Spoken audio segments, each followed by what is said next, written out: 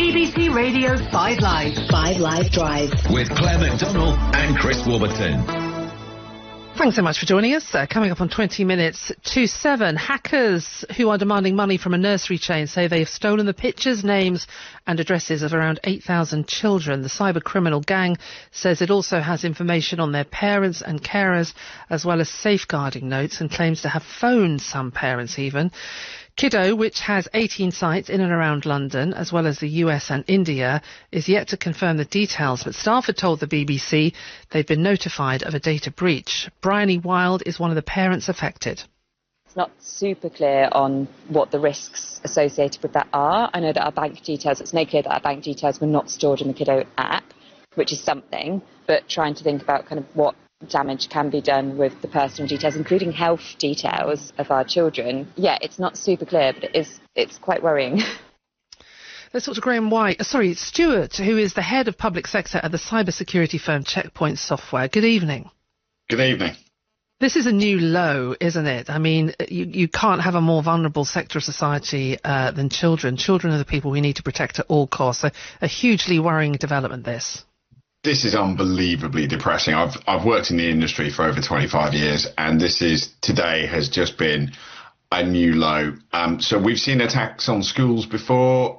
There was the one on the Harris Federation Multi-Academy Trust in 2021, where they tried to extort money from them. So they've gone after schools before, but I've never come across an example where the cyber criminals have done anything quite as pathetic as stealing young children's details, and honestly, it's shocked all of us in the cybersecurity trade. It really has.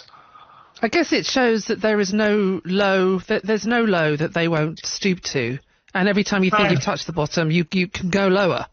Yeah, and you know the race to the bottom. It's just appalling. It's indefensible. The attack that they've done is very commonplace. So all of the attacks that you'll have seen around M&S and Co-op and things like that, the approach that they take, where they break into a network, they steal a load of data, they leave a ransomware piece of software, and then detonate it like a bomb when it comes out, and then try to lock down systems. The approach they've taken is almost textbook in terms of what's going on at the moment. But to do it, and still there's reports of over 8,000 children's details here. I cannot fathom what they think they're doing and how on earth they think this is a good idea.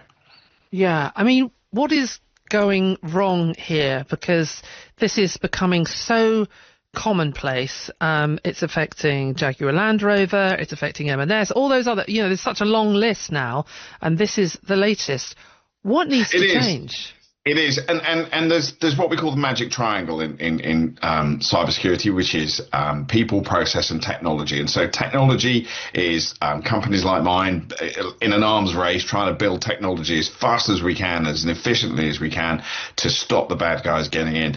The problem is that the people and the process bit needs to sort of stay on board with this. And so the companies need to have the right processes in place to enable that technology to function at its optimum. And people need to understand when they're at work what their responsibilities are in terms of actually making sure that they operate in a secure fashion. But the problem with it is that these people have no ethics, they have no morals, they don't work at 9 to 5 like everyone else. These people are at it the entire time, and so you continually have to be on your guard and do the very best that you can. And I'm afraid this is not the end of the line here. Yeah, just very briefly though, we've got the government saying we're going to tell you how we want to move towards a digital ID card, and that's going to be a big announcement tomorrow.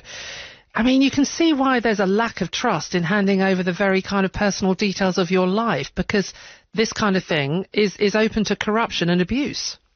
And that's true, and that's a point that's hard to argue with right now. What's important is everyone has a responsibility to make sure that cybersecurity is, in the same way that health and safety is something that's on for everyone. We all need to make sure that we're doing our bit as individuals when we're at work and when we're out and about, and that includes government and that includes companies.